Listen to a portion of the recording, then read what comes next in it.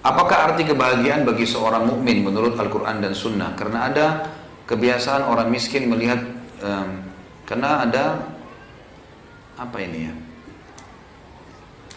Ada sebagian orang miskin melihat menjadi kaya adalah kebahagiaan. Orang sakit melihat orang yang sehat adalah kebahagiaan. Tentu saja kebahagiaan ini relatif, besar kan kebahagiaan. Semua yang membuat orang tentram dikatakan bahagia. Kan itu. Kita bangun tidur sehat, oh saya bahagia. Kita dapat uang, kita bahagia. Dapat keturunan, bahagia. Soalnya gembira namanya kebahagiaan. Tapi ini tentu ada tingkatan-tingkatannya, gitu kan. Ada orang miskin, dia lihat bahwasanya harta itu kalau dia kaya, dia bahagia. Ini nggak bisa kita salahkan. Tetapi kebahagiaan itu akan betul-betul dia capai pada saat dia punya harta kalau dia seperti sabda Nabi SAW, ni'mal malu salih fi yadi abdis salih. Harta yang paling baik adalah harta yang halal di tangan orang yang saleh. Harta yang saleh di tangan orang yang saleh. Artinya harta yang halal dan di tangan orang yang faham tentang haknya uang itu. Itu baru dia dapat puncak kebahagiaannya. Dia kaya kemudian dia infakkan. Tapi kalau cuma sekedar dia miskin lalu dia mengatakan, saya kayaknya pengen orang kaya seperti itu. Nanti biarpun kalau saya kaya saya akan buat sama. Buat diskotik lah, buat apalah segala macam, buat maksiat. Maka ini tidak ada kebahagiaan di situ. Karena kata Nabi SAW, manusia 4 golongan. Golongan pertama yang paling mulia adalah orang yang Allah karuniai harta, ilmu dan harta. Makanya jadikan dalam salah satu doa-doa antum ikhwah dan akhwat sekalian, Allah marzuqni ilman wa mala waj'alni mimman yuhlikuhuma ala halaqati fil haqq. Ya Allah karuniakanlah aku ilmu dan harta dan jadikanlah aku orang yang menghabiskan keduanya di jalanmu. Kenapa? Kata Nabi SAW, manusia terbaik adalah pertama, orang yang Allah karuniai ilmu dan harta, lalu dia menghabiskan keduanya di jalan Allah. Selalu dia ngajar, dia selalu berinfak dan menggunakan di jalan yang benar. Golongan yang kedua adalah orang yang Allah karuniai ilmu tanpa harta. Dia pintar agama tapi nggak ada hartanya, susah hidupnya. Tapi dia bisa meraih derajat orang yang pertama dengan cara dia mengatakan, ya Allah kalau engkau karuniakan aku harta seperti fulan, dia soleh itu juga orang soleh. Kalau saya sama dengan saya akan buat yang sama. Kata Nabi SAW, fahuma fi ajri sawa. Mereka dalam pahala sama. Tapi ini dalam keadaan memang dia tidak punya ya. Jangan sampai ada dua si A sama si B, dua-dua punya ilmu, punya harta. Lalu yang si A mengerjakan apa yang tadi? Semua dihabisin di jalan Allah. Ngajar sepanjang hari, kemudian dia juga infakkan hartanya digunakan jalan yang benar. Kemudian si B melihatnya, lalu si B bilang, cukup saya dengan niat aja deh. Gitu. Sekarang dia bilang, ya sudahlah, ini orang bangun masjid, saya juga kalau ada kesempatan saya bangun masjid. Padahal dia bisa, ada duitnya. Ini nggak masuk dalam hal ini. Yang masuk adalah memang orang yang tidak punya harta, lalu dia lihat, coba ya, kalau betul-betul ikhlas dalam hatinya, tulus. Dia mengatakan, kalau saya punya seperti dia, saya akan buat sama. Betul-betul kalau Allah kasih, dia akan kasih. Allah lebih tahu niatnya. Allah akan kasih dia pahala sama. Sebanyak apapun perbuatan orang itu. Makanya teman-teman kalau lihat orang punya kelebihan dalam agama, minta kepada Allah akan diberikan yang sama. Kalau ada kesempatan saya mau buat ya Allah dengan tulus, Allah kasih pahalanya sama. Golongan ketiga, orang yang Allah karuniai harta tanpa ilmu, nggak ada ilmu agama. Nah, ini kesalahan fatal nih. Sehingga dia tidak tahu mana halal, mana haram. Lalu uangnya dihabiskan di jalan kesalahan, kebatilan. Mabuk-mabukan, zina dan seterusnya. Kemudian datang golongan keempat, dia bukan lihat golongan kedua dan pertama, tapi dia lihat golongan ketiga. Ini yang jadi tadi saksi bahasan kita di pertanyaan. Lalu dia bilang, kalau seandainya saya punya harta seperti golongan 3 tadi, yang banyak berbuat maksiat, maka saya akan buat seperti dia. Kata Nabi, fahuma fi wazri sawa. Maka orang ini di dosa sama. Ini orang di dosa sama, gitu kan. Jadi ini kita harus hati-hati teman-teman sekalian ya. Jadi kebahagiaan itu relatif. Kalau dia berhubungan dengan masalah agama, maka insya Allah itu adalah kebahagiaan. Ya, itu adalah kebahagiaan. Dan kata Nabi SAW teman-teman tentang masalah harta misalnya, tentang masalah orang kalau terlalu tergila-gila dengan harta yang banyak. Kata Nabi SAW, siapa yang bangun tidur, jasadnya sehat, dia punya makanan hari itu, dia punya rumah atau tunggangan yang dia bisa gunakan, dia adalah orang yang terkaya. Udah, gitu. Sudah cukup buat dia. Atau kadang-kadang juga ada orang sakit berharap sehat, nah, itu harapan bisa saja dia minta sama Allah. Tapi kalau dia berpikir bahwasanya cobaan penyakit itu akan membuat tadi waktunya, umurnya dipangkas di jalan ketaatan Allah, pembersihan dosa-dosanya, peninggian derajatnya, dan kalau dia sabar sampai di titik klimaksnya, sampai terima takdir Allah dan berobat, kemudian dia sabar sampai titik klimaksnya, insya Allah akan ada jalan keluarnya. Tadi ada pertanyaan sebelumnya itu, baik ini masalah kebahagiaan sudah ya. Bagaimana seorang mukmin dapat hidup dalam ketenangan sementara ia tidak mengetahui apakah dosanya telah diampuni, apakah amalannya diterima? Bagaimana bila ia selalu diliputi kekhawatiran dan kekhawatiran sehingga ia merasa lelah beribadah? Waswas syaitan itu. Seorang mukmin wajib yakin dengan janji Allah, wajib. Saya sholat, kita sudah jalankan semua syarat-syarat dan rukunnya, yakin Allah terima. Kita harus yakin, walaupun kita nggak bisa pastikan, gitu kan, kadar pahalanya. Tapi kita kalau sudah memenuhi syarat, Allah itu tidak pernah memungkiri janjinya. Kita harus yakin, kalau kita berbuat dosa, lalu tidak taubat, akan masuk neraka. Itu tidak bisa dipungkiri. Sebuah itu hukum sunnatullah, nggak bisa. Jadi jangan ragu, nggak boleh ragu. Kalau kita sudah bertaubat, sudah beristighfar, nggak ada tanda-tanda khusus dalam agama, gitu kan. Sudah bertobat istighfar, lalu kita istiqomah jalan Allah. Makanya Imam Nawawi mengatakan syarat tobat nasuha adalah meninggalkan dosa itu seketika, menyesali dan janji sama Allah tidak mengulangi. Lalu ada ulama lain tambahkan syarat keempat, menyibukkan sisa umur dengan amal soleh. Udah selesai, jalankan, selesai. Allah subhanahu wa ta'ala maha pengampun. Bukankah Allah gembira dengan taubat hambanya? Udah kita yakin dengan janji Allah dan Rasulnya, jalan. Gitu. Umar bin Khattab dulu pemabuk radhiyallahu anhu, terus kemudian masuk Islam, taubat dan yakin dengan janji Allah, sudah bisa masuk surga. Sampai kata Nabi SAW, waktu saya sedang dimasukkan, waktu Isra Mi'raj, dilihatkan surga, ada sebuah istana terbuat, ya, kubahnya itu dari emas atau dari intan gitu hadisnya. Maka aku bertanya pada Jibril, istananya siapa ini? Sangat mewah. Kata Jibril, ini adalah salah satu dari anak pemuda Quraisy. Kata Nabi SAW, aku berharap dia orang itu.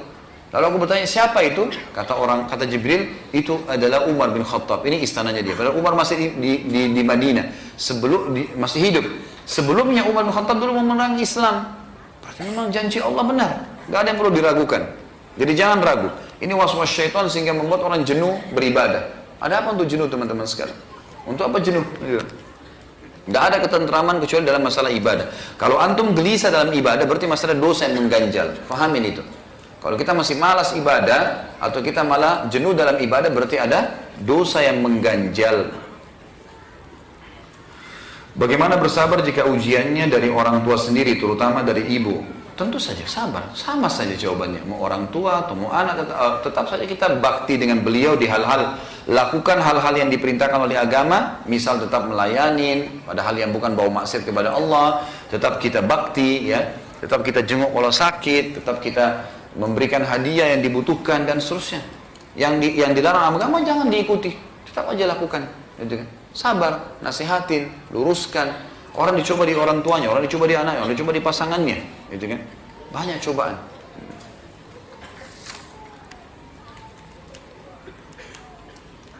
Bagaimana cara sabar menghadapi istri yang selingkuh dengan laki-laki lain?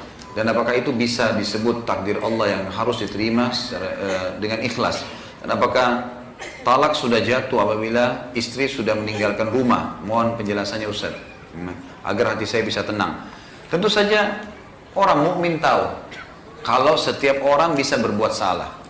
Kalau istri antum ini selingkuh, kemudian memang diahnya sudah taubat nasuha, memang dia taubat nasuha, memang saya salah, saya taubat nasuha, ini antum punya khiyar.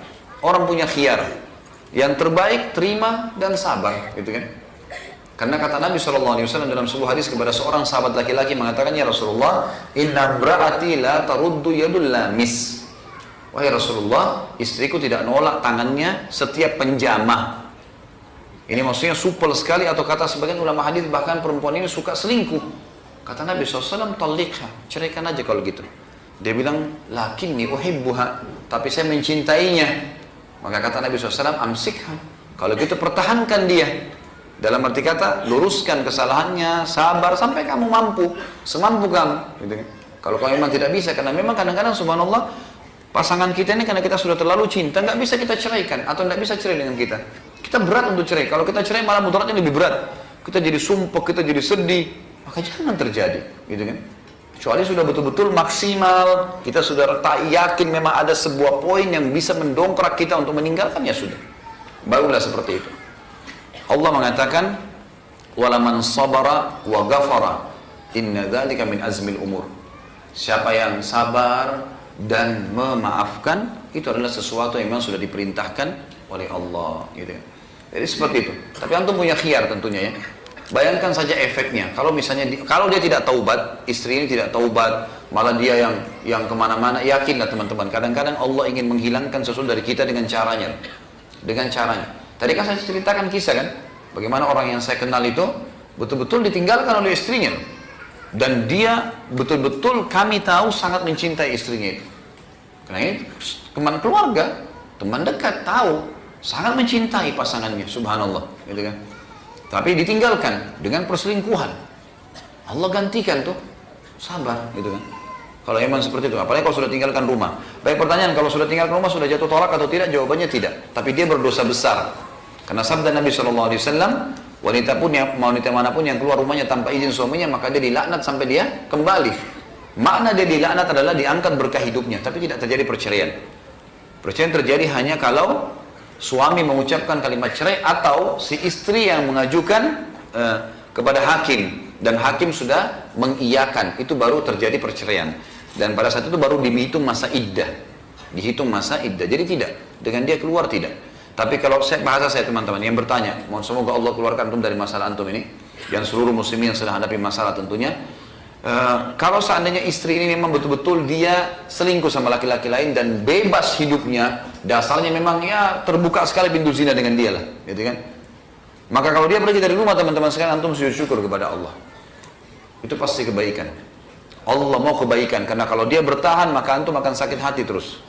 Dan yakin puncaknya Allah akan gantikan. Masalah dengan perempuan akan datang. Dan perempuan yang datang teman-teman sekalian akan datang emasnya. Para wanita, bidadari surga, bidadari dunia akan datang. Allah akan kirim. Banyak kasus yang saya lihat dalam lapangan ini seperti itu. Sabar-sabar, akhirnya Allah datangkan pasangan yang luar biasa. Baik perempuan ataupun laki-laki. Kalau mereka sabar, akhirnya ditinggal oleh pasangannya, kemudian Allah gantikan yang jauh lebih baik daripada itu. Allahu a'lam. Jika kita sabar namun kita menangis, tetap menangis, apa itu termasuk sabar? Tentu saja, nggak masalah. Menangis adalah ungkapan, gitu kan? Tetapi kita berusaha, ya, bukan berarti tidak sabar kalau nangis ya, karena kita kesakitan misalnya, badan kita sakit, ada luka, kalau kena sakitnya kita nangis, tetap sabar namanya, tidak ada hubungannya dengan itu. Atau ada seseorang nyakitin kita, lalu kita sambil lulus dada, ya sudahlah, saya sabar, tapi sambil netes air mata, itu tidak salah. Karena Nabi SAW pernah menangis dengan meninggalnya Ibrahim, anaknya. Dan pada saat netes air mata, para sahabat menanyakan, ya Rasulullah, Anda nangis juga? Kata Nabi SAW, ini rahmat yang Allah masukkan dalam hati setiap hambanya. Bisa terjadi, tapi jangan berlebihan, teman-teman sekalian. Justru pada saat itu tunggangi untuk menjadi orang yang dekat dengan Allah. Tidak menceritakan masalahnya ke siapa-siapa, hanya menangis saja sambil dibawa ke sholat. Tentu saja itu positif, keluhkan kepada Allah. Nabi Ayub tadi saya sudah kasih contoh kan, tidak keluhkan kepada siapapun. Setelah istri juga nggak tanya, istri sudah tahu ada masalah. Dia nggak mau bawain suaminya, 18 tahun baru ditanya. Larikan ke sholat, nggak masalah. Allah tahu, Allah itu sifatnya yang maha tinggi adalah maha mengetahui salah satunya. Allah itu maha penyayang. Allah itu berat siksaannya kepada orang yang menzalimi kita, berat siksaannya. Nggak usah khawatir. Jelas di belakang ini ada janji-janji Allah. Semua cobaan teman-teman kata ulama dimulai dengan sabda Nabi SAW, innamas sadmatu fil ula. Sesungguhnya pedihnya sebuah cobaan cuma di awal saja. Kalau sudah berlalu berapa hari, berapa bulan, berapa tahun, kita cuma tinggal mengenang, oh iya dulu saya pernah dicoba dulu begini. Tapi sudah selesai. Cuma itu di awal. Makanya di situ cobaan yang pertama itu yang pahalanya sangat besar. Saya sudah menikah hampir 10 tahun tapi belum dikaruniai keturunan. Mohon doa dan amalan khusus. Dan apakah ini bentuk ujian kesabaran? Tentu saja kita doakan semoga Allah SWT memberikan kepada antum keturunan dan seluruh muslimin yang belum diberikan keturunan, gitu kan? Sabar. Ya, memang ini jawabannya adalah bersabar. Dia ikhtiar sambil beristighfar kepada Allah, dan ikhtiar semua yang syar'i boleh. Di antaranya yang banyak belum dikerjakan oleh teman-teman, ruqyah. Ya. Baca ayat-ayat ruqyah, mungkin itu jadi penyebab, gitu kan? Kalau memang secara medis sudah ikhtiar, maka coba ruqyah syar'iyah, rutinkan baca ruqyah, bacain ayat Allah mengatakan Quran itu syifa linnas, obat untuk semua manusia. gitu kan? Obat untuk semua manusia. Jadi seperti itulah, mestinya ikhtiar. Apakah ini ujian? Iya, tentu saja. Nabi Ibrahim alaihissalam termasuk Nabi yang lama tidak dikasih anak kan? Sampai Sarah sudah tua, Ibrahim juga sudah tua alaihi wassalatu wassalam. Dalam beberapa riwayat disebutkan umur Ibrahim sudah di atas 60 tahun, gitu kan? Barulah Ibrahim dan Sarah juga sudah tua, mandul, barulah dikaruniai anak Ishak. Gitu. Nabi Zakaria juga begitu. Sampai umur 100 tahun baru Allah kasih anak dari istrinya yang mandul umur 90 tahun. Antum bisa baca 10 ayat pertama surah Maryam menjelaskan masalah itu. Ada orang-orang yang sudah diuji sebelum kita dengan itu. Dan banyak ayat-ayat Al-Quran yang menjelaskan Allah lah yang telah menjadikan wanita itu mandul, atau laki-laki itu mandul, ataupun yang subur. Dan Allah, kalau mau Allah jadikan laki-laki atau perempuan, sabar. Ada baiknya, pasti ada sesuatu yang baik yang Allah simpankan buat kita. Bagaimana kita membedakan apakah musibah yang kita terima ini suatu cobaan atau azab? Kalau antum berbuat dosa, dasarnya antum berbuat dosa, itu azab, gitu kan? Azab. Orang pergi diskotik, pulang mabuk, tabrakan, azab. Gimana? Tapi orang di majelis ilmu yang mulia, ini antum berita gembira teman-teman. Kata Nabi SAW, siapa yang keluar dari rumahnya ingin belajar agama dan mengajar, dua-duanya, yang mengajar dan yang diajar, itu betul-betul diikhlaskan Allah, dicatatkan baginya lengkap pahala haji. Hanya duduk 1-2 jam, 3 jam, seperti dapat pahala haji lengkap. Dalam riwayatnya dikatakan, siapa yang keluar belajar atau mengajar, maka dia di jalan Allah seperti orang jihad sampai dia pulang, gitu kan? Dia dapat pahala. Dalam hadisnya dikatakan, malaikat menembakkan sayapnya, membuka sayapnya, melindungi para penuntut ilmu, gitu kan? Jadi banyak sekali manfaat-manfaatnya tentu. Jadi kita lihat di sini teman-teman sekalian, kalau kita karena masalah musibah, dianggap itu adalah sebuah azab kalau kita pulang atau habis melakukan maksiatan lalu datang cobaan itu. Tentu ini juga fungsinya bagi orang beriman membersihkan dosanya. Tapi kalau antum pulang dari majelis ilmu, antum pulang dari apalah ya, umroh dan haji atau terus ada cobaan datang, ya sudahlah, itu berarti ada sesuatu yang Allah inginkan. Ada sesuatu yang Allah inginkan. Sabar di situ, sabar. Saya subhanallah kemarin pas pulang 2 hari dari umroh Ramadan, 2 hari sebelum lebaran, mau ke Balikpapan untuk khutbah Id, tiba-tiba saya kaget di grup tertulis, teman-teman sudah bicarakan tuh, teman-teman tamatan Madinah, ini ada berita apa lagi nih, fatwa menyesatkan Khalid Basalam. Fatwa menyesatkan, apa ini, saya belum paham gitu. Terus akhirnya teman-teman sudah pada tanggapin tuh. Terus saya coba lihat, saya buka cuplikannya, subhanallah, ceramah 6 menit di-cut jadi 1,5 menit. Ini menyesatkan karena begini, karena begitu, karena kata Sayyiduna ini dan seterusnya. Padahal saya menjelaskan Sayyiduna, Nabiyuna dan Rasulina. Kalau diikuti 6 menit saya jelaskan itu. Kalau Sayyiduna bisa digunakan untuk siapa saja dalam bahasa Arab. Seperti ruangan ini ada masuk namanya Yusuf, kita bilang Sayyid Yusuf masuk, bisa dipakai, gitu kan? Tapi kalau Nabiyuna dan Rasulina itu dipakai untuk satu orang, untuk baginda Nabi SAW, tidak bisa orang lain. Maka kalau ketemu antara ini sama ini, kita dahulukan ini ditinggalkan. Gitu kan? Kita kalau syahadat bilang apa? Asyhadu an la ilaha illallah wa anna Muhammad Rasulullah. Enggak ada kata sayyiduna kan? Nah, begitu juga dengan kalau orang lagi membaca hadis Nabi SAW, an Abi Hurairah anhu anin Nabi SAW. Enggak ada an sayyiduna nabiyuna. Jadi Nabi sudah jadi pengganti di situ. Ini saya jelaskan. Tapi bukan tidak boleh mengucapkan kata sayyiduna, maulana, kalimat yang mulia buat Nabi SAW, asal jangan melampaui batas. Seperti kata Nabi SAW, jangan kalian memujiku melampaui batas seperti Nasara memuji Isa putra Maryam. Tadinya Nasrullah, tadinya Nabiullah, terus tiba-tiba menjadi anak Allah. Kan gitu. Tapi katakan aku adalah hamba Allah dan Rasulnya, Abdullahi wa Rasuluh. Itu ucapannya, gitu kan. Banyak orang sibuk dengan mengambil potongan-potongan ceramah seperti lalu dijadikan sebagai fitnah baru. Itu menjelang, subhanallah, saya baru balik umrah, saya langsung berpikir, oh mungkin ini cobaan, sesuatu yang datang, Allah ingin sesuatu yang baik. Udah, saya ngobrol sama beberapa teman-teman yang memang membantu saya dalam masalah tim, kemudian kita coba upload kembali, meluruskan. Ikhtiar kita adalah seperti itu, sampaikan apa ada. Alhamdulillah, responnya malah lebih bagus, dan Allah subhanahu wa ta'ala menunjukkan siapa orang itu, dan semoga Allah kasih hidayah. Tetap saja kita disuruh untuk memaafkan, sudah, semoga Allah kasih hidayah. Gitu. Sabar, bukan berarti saya harus berhenti dakwah gara-gara itu. Kalau target dia karena mau berhenti dakwah itu kekonyolan kalau saya berhenti, gitu kan. Malah harus sabar, jalanin, perjuangkan sampai meninggal dunia. Yang penting adalah kebenaran dan kebaikan.